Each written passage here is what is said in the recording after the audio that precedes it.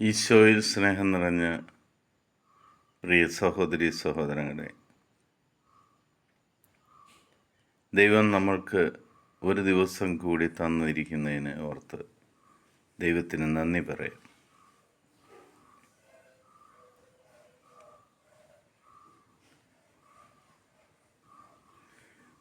നമ്മൾ മറ്റുള്ളവരുടെ അടുക്കൽ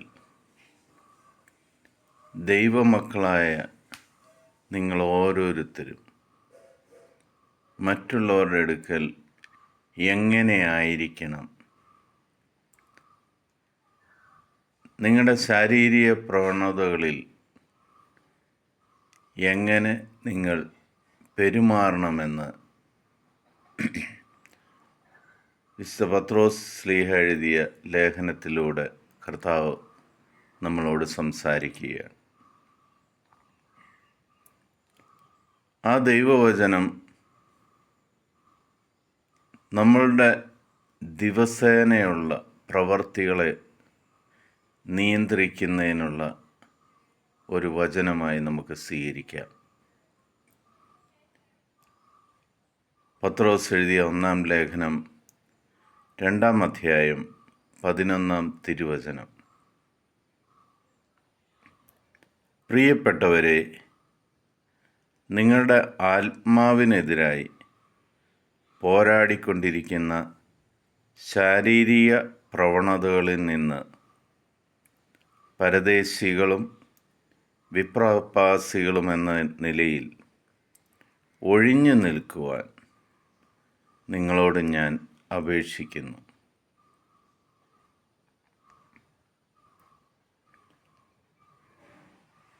ശരീരം കൊണ്ടുള്ള പല പ്രവണതകൾ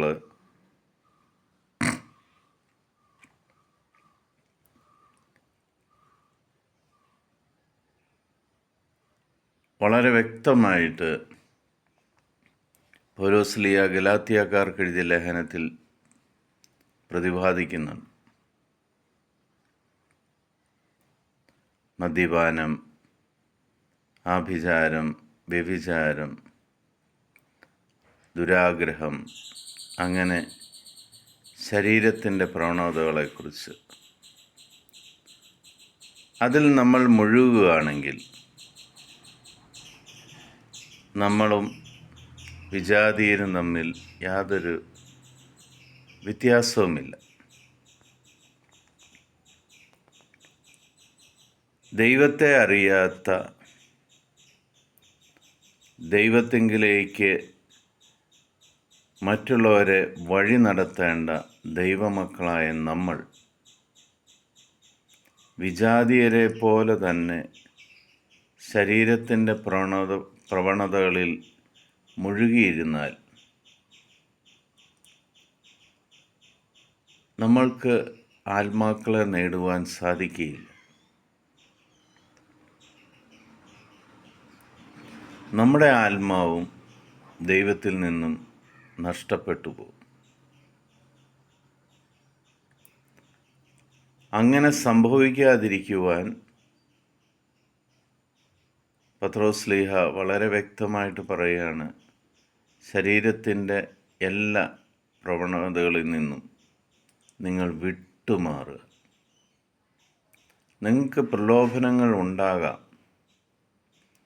അതിൽ വീഴാതിരിക്കുവാൻ ദൈവത്തോട് ചേർന്ന് നിൽക്കുക.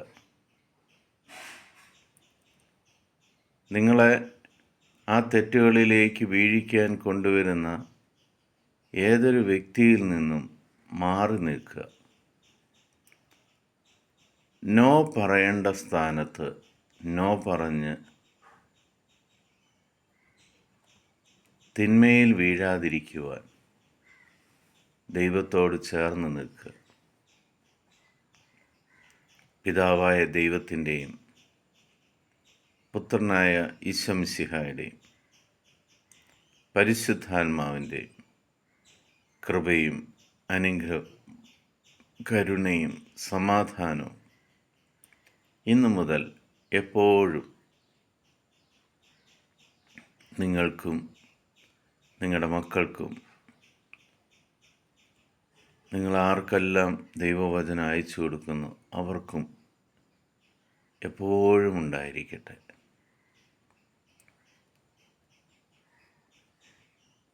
ശരീരത്തിൻ്റെ എല്ലാ ദുഷ്പ്രവൃത്തികളിൽ നിന്നും വിട്ടു നിൽക്കുക. സർവശക്തനായ ദൈവം നിങ്ങളെ സംരക്ഷിക്കട്ടെ എന്ന് പ്രത്യേകം പ്രാർത്ഥിക്കുന്നു. ക്രിസ്തുവിൻ്റെ സമാധാനം നിങ്ങളുടെ കൂടെ ഉണ്ടായിരിക്കട്ടെ. ഈശോ മിശിഹായ്ക്ക് സ്തുതിയായിരിക്കട്ടെ.